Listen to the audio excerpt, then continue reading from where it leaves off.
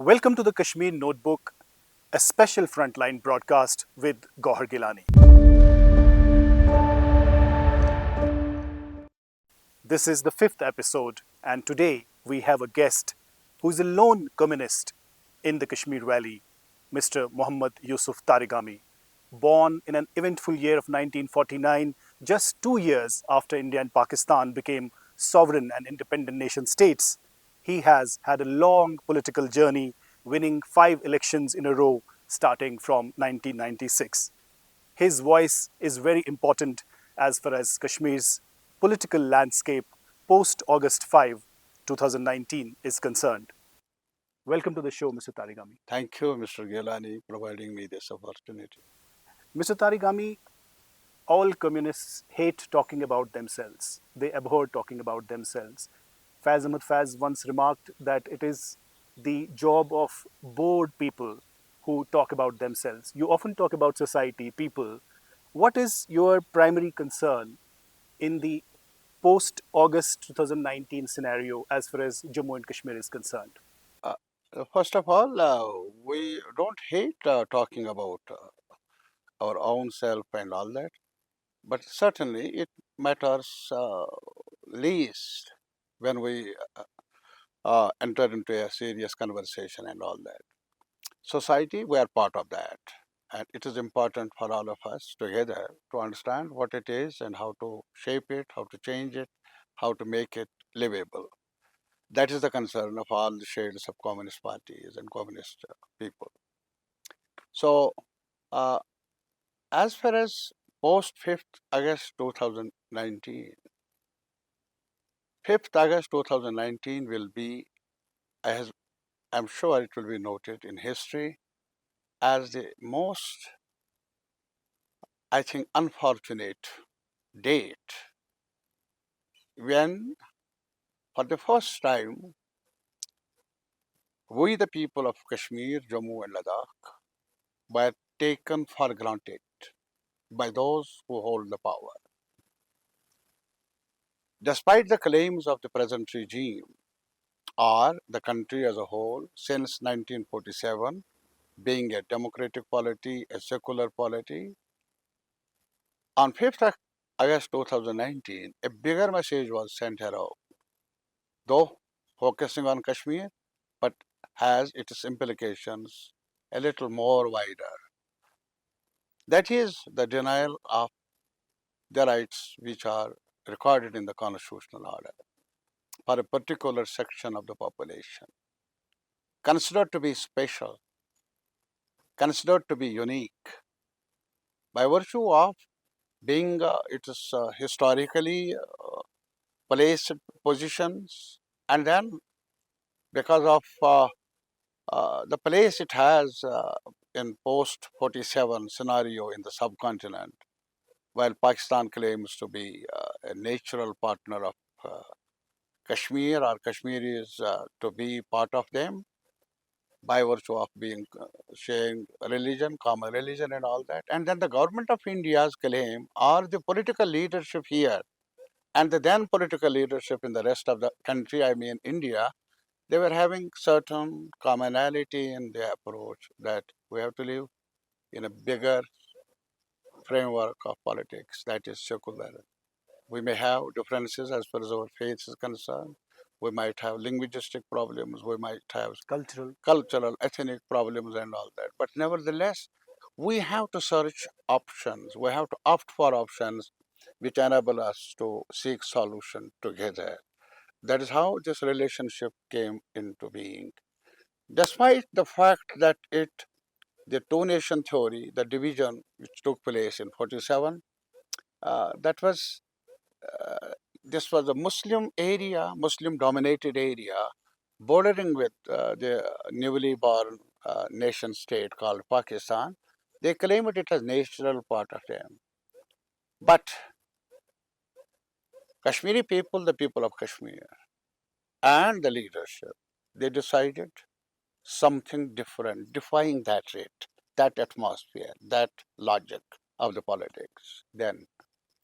And it's not only that, but the then leadership thought it as an opportunity as an opportunity to strengthen their claim of being secular, that a portion of the population living in the border areas willing to be partners in nation building on the side of this divide, this side of divide.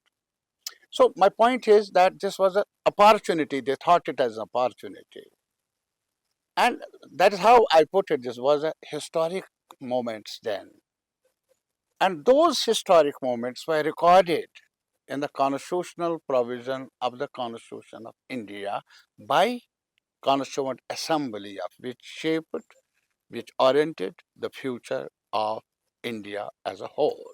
But That's what 370 is how there. disappointed you are, given like the struggle and the Russian Revolution in 1917 and some impact of Russian Revolution in Kashmir. There were like a lot of intellectuals, left I wing intellectuals. But given the present scenario, the books are being banned. You recently saw an order which banned 25 books on Kashmir, on the history and politics of Jammu and Kashmir, which are mostly scholarly work, academic work. So, as a communist leader, how do you see this political disempowered that you called in I the last interview with me, that this yeah. J&K assembly is the least empowered assembly, and now the book ban. So how do you see the overall atmosphere as a leader? I was just mentioning that what 5th August, its impact on our overall psyche, the personality of the people of Jammu and Kashmir. It's not just a sad affair. It's not just disappointment. It's a big shock. Shock in terms of some of us never thought that such a turn will be there in the process of politics, in the process of nation building, violating the constitution itself, which has been a bond of relationship between Jammu and Kashmir and the rest of the country. So my point is, you see, uh, big shock. Nevertheless, I am a believer that historical shocks cannot be permanently placed, and we need to have solutions. That is how we fight back. I, as a person, believe earlier as well there were by different approach contrary to the promises made to the people of Kashmir by those who were ruling the Republic of India. But those were sad things, sad affairs. That was disappointments. But this was a big shock. This is a U-turn of whatever existed between the people of Jammu and Kashmir and the Union of India. That's my point. Please don't forget the history and don't forget the circumstances under which trying times, when there was a bloodbath going on from Lahore to Punjab to Bengal. Amritsar and then Dhaka to Calcutta, and then even in Jammu region there was a massacre. But it was one area called the Valley of Kashmir, which is these days being mostly defaced by just describing us, the whole community, as terrorists and all that. So at that point of time, not a single communal incident took place. I'm proud of that history. We are proud of that history. And it is under those circumstances when there was no army of India in Kashmir, and they decided, the leadership decided to enter into a relationship with the Union of India, defying the edit of those who claim to be, who propagated two nation theory. My point is, it's not the question of a shock for me, it is a shock for many in the rest of the country as a whole. It is shock for my very dear comrade, Sitaram Yachuri. I remember you mentioned Sitaram Yechury in the last interview just after you were contesting elections, last elections in 2024, in your constituency in Kulgam. And you spoke about Sitaram Yechury and said that in his passing, Jammu and Kashmir, and especially the people of Kashmir, have lost a great and a long time friend and a sympathizer. Would you please elaborate You on see, this? my point is we need at this trying times uh, when the parliament or the government took a decision which was never thought of coming and so dramatically as it was done by this regime. And in those times, trying times, there's one person who came twice here to meet me When to you were share the not grief. well, when you were unwell. I was unwell and put under house arrest here. It's not only for me. And he told me, we talked when Supreme Court allowed him to meet me, we talked about that my his concern for me was, yes, there, but his concern was, bigger concern was for the people of Kashmir. And he said to me that it is difficult for me to face the people of Kashmir. We had promised it as a nation, something, a dignified life for them. Now today, whole Kashmir is put in a prison. Whole Kashmir. The internet is not working. The telephonic services are cut off. The media persons are either detained or put under restrictions. So this is what he told me, that we as a nation, we as a country feel ashamed that we have done what Kashmiris do not deserve. They deserve a better life like the rest of the country. So that's why I said that there are many friends, CPM left, and there are many others, many others in India that gives me hope for the future. And but Sitaram Yachuri was one among a few whose heart was quite disturbed about the plight of the people of Kashmir. You are a central committee member of the Communist Party of India, Marxist.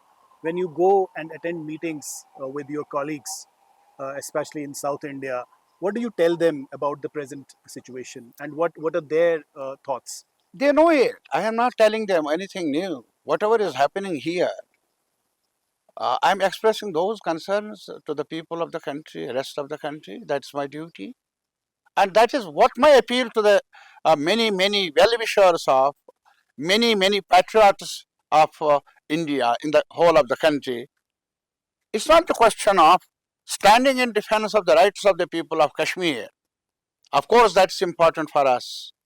But besides that, now it is the question of working in defense of the constitution, the democracy, federalism, which is under assault, serious assault by this Hindutva regime called BJP. So that's why, you see, what I am talking to the rest of the country, what I am talking to the people of Kashmir and Jammu, I am talking same to the people of in the rest of the country, that it is a collective, it should be the collective effort of all of us. Is The is there first the is there first a thing when I said first they came for this and we did not open up we the did not speak up and then we did not speak up. I'm just reminding the people. when they came for me? Then there Then they was no came, there was no. none to speak for me. So what has happened in Kashmir, the process of dismantling the federal structure, dismantling the constitutional promises and assurances can travel to the rest of the country, which is unfortunately going on now. You're What Election quoting Commission is you're, doing now? mhm. You're quoting lines from Martin Niemöller, that poem, very famous Yes, poem, yes, when they came for the communist, I yes. did not speak up. But my question again, with reference to the recent ban on books and the lack of media freedom in civilized societies and especially in mature democracies, there is always this talk about freedom of expression. But when it comes to Kashmir, people say that there is no freedom of expression and there is also no freedom after expression. And now seeing all these gags on media and banning of books, apart from the political choking that you described, how how are you feeling as a leader You in see, the unionist camp? I have the first thing is that it's a big uh, an atmosphere of disappointment Mhm. is continuing here. And as far as banning the books and all that, this is, you see, this is the reflection of the agenda which I have described as Hindutva, political agenda. This is a reflection of that. Mhm. Now they are trying to erase the history itself, but can history be erased? Many attempts in the past have been Mhm. there in the rest of the world as well, but history has been moving. That gives me hope. Long journey, a tough journey, but certainly a journey to be undertaken for a better future for all of us. I want to. So banning the books, Mhm. can you imagine such a foolish act? Can you ban the ideas? In the 21st century, 21st century, you are trying to ban the ideas, A.G. Noorani's analysis and all that. Chitralekha Zutshi, Uh, Sumantara Bose, many. Sugata Bose, Yes. Arundhati Roy. Arundhati Roy and our Jammu Yeah, comrade, yeah, Anuradha Bhasin. Anuradha Basi. So you are doing it what? People are laughing. So let me bring your attention to another important thing. You were also, in a way, if I may use, the sole spokesperson or the chief spokesperson of the now defunct People's Alliance for Gupkar Declaration, an alliance which was formed to bring back the position that Jammu and Kashmir had before August 5, 2019. So, question is, the people on the street are asking, was the PAGD a rumor that vanished into thin air? What happened to the No, PAGD? it's not. PGD did play its own limited role, no doubt about that. We raised the issue when there was a gloom all around. We were consistently, persistently talking about and talking to the media, conveying to the people here and elsewhere that Kashmir matters. Kashmiri people's future matters. Why didn't it succeed as a platform? So it's not a question of successful. You see, there are twists and turns in the whole long journey. This one big attempt of formation of PAGD remains relevant. If not PAGD, yesterday only when there was a question of what happened in Supreme Court, when Honorable Chief Justice said about that this has to be Pahalgam, unfortunate terrorist attack has to be taken into consideration. But the application was moved for restoration of statehood. It was not the question of discussing other issues, relating it to other issues. You just tell me, even in Punjab, when there was a state, there was terrorism, but you have not disbanded that state. And there was an attack in Bombay. And in northeast areas, so you have not disbanded the states there. So my point is, why you are, and then it was a bit, I think, not in a good mood. I think to listen to Honorable Chief Justice making such a mention. With respect, I just can dare to say it. You see, tell me, what is state? This was, Kashmir was having a 5,000 history, 5,000 years history. Kalhan recorded. Jona Raja, Kalhan Kalhana, recorded. yeah. And it was, the state emerged during Dogra rule. When Amritsar, that Treaty of Amritsar, unfortunate that, 1846, yes, yeah. that came into being. When there was a sale deed. Between And the British and the British, Maharaja Gulab British Singh. and Maharaja sale deed. So that Dogra rule is responsible for creating a new state called whatever is existing, has been existing for quite some years together. You have dismantled that. You have downsized it, divided it.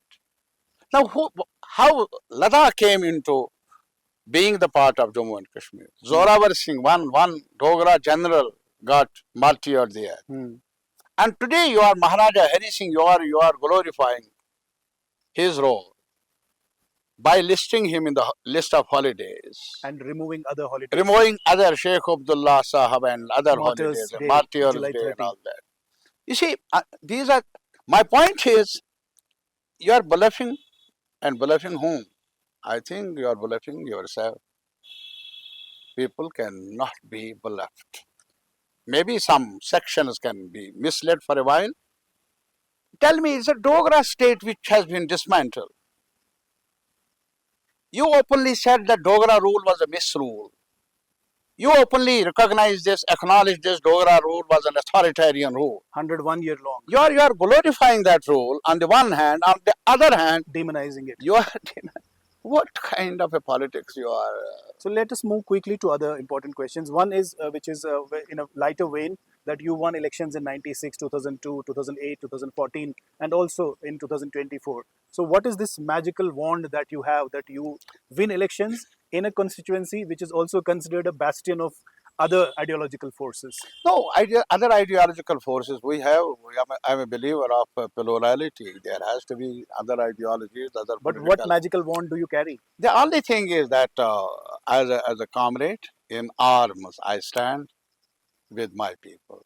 That is my life story. Mhm. The only thing about which I am proud of, I have not remained disconnected with my people. So I people, did not do much. I did not do much. With the limited being an MLA and all that, I have never been an executive, political executive. But nevertheless, doing whatever little, but with some passion. That is the bond of relationship. And that bond of relationship is the strength of the mandate of the people of Kulgam. so, a related question, that when you started your political journey, because people in South India would be interested in your journey, personal journey, when your uncle would take you to listen to Abdul Kabir Abdul was. Kabir Wani's Yes, speeches. yes, So, what yes. impact did it have on you as a personality? I don't know. As a child, I was he was taking me to those meetings and small meetings. Those were, I got in. He was a communist. He was not. He was just a follower because Abdul Kabir Wani was he was in national conference. Mhm. And he was visiting different villages. He was having concern for the plight of the peasants, Mhm. kisans, and all that. So he was a follower, my uncle. So he was one of and he was taking me to those meetings and all that. A small boy that got. And then, fortunately, I got, when I joined college in sixth, there were other seniors like Chamanlal Kantru Mhm. and many others again. And the first demonstration, I was a participant. That was 67 Mhm. against Mhm. Israeli Mhm. Golan Heights and all that. Mhm. So all these things are there, which created some sort of a big Impact. impact on my life. So another impact is the ecological impact on our ecology and environment. In this sensitive and ecologically fragile zone, we had too many incidents of cloudbursts in Ladakh, in Pahalgam, and more recently in Kishtwar, and now also in Kathua. A lot of people have died. More than 70 have already passed away, Yes, yes, and many are unfortunately. missing. And the death toll could be like around 200 when all bodies are recovered. So you have expressed concern about regulated tourism, unregulated tourism, and pilgrimages, and not heeding to the warnings. What is your take on this? You see, you know, the Jammu and Kashmir Assembly constituted a committee on environment. I have been Part of it. part of it, and I am working, given the responsibility of chairing it and as chairman. So my personal view has been, we, whenever human beings try to make inroads in nature recklessly, it reacts and reacts, resulting in disasters. And it's a big human And disaster. and it is happening here. Unfortunately, there are big claims from me, from others, and from the present regime, which is in place in Jammu and Kashmir for several years now. Development, yes, But sustainable development. and sustainable development and development for protecting the nature, Yes. Not fighting against it. not fighting against it. What is happening now? Now, unfortunately, that those people in that village, Kashtwar village, Chishoti. they virtually got massacred. Yes. The whole village is destroyed. Now you are talking about that we will do this thing and that, claiming big things and doing a little less on ground. And we have been talking. This committee has been recommending earlier as well that climate changes are taking place worldwide.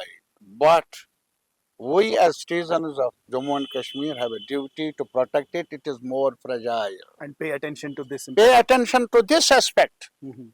There are many groups of concerned citizens who are working. I appreciate their efforts, but my only appeal to them is we have to work in coordinated manner and impress upon the authorities that enough is enough. So one word on the recent, statement made by Chief Minister Omar Abdullah that he will now start a signature campaign on restoration of statehood.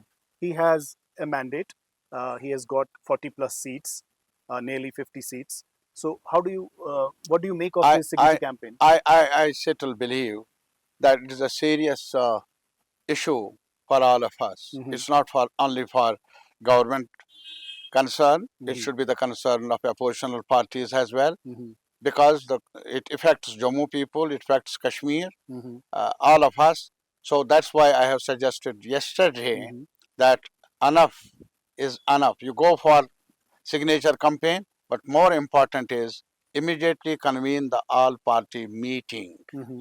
and there has to be a consensus, there has to be debate and discussion. Mm-hmm. What kind of approach response should be from all of us? Mm-hmm. Together we stand. I hope that will make a sense. That's what I believe.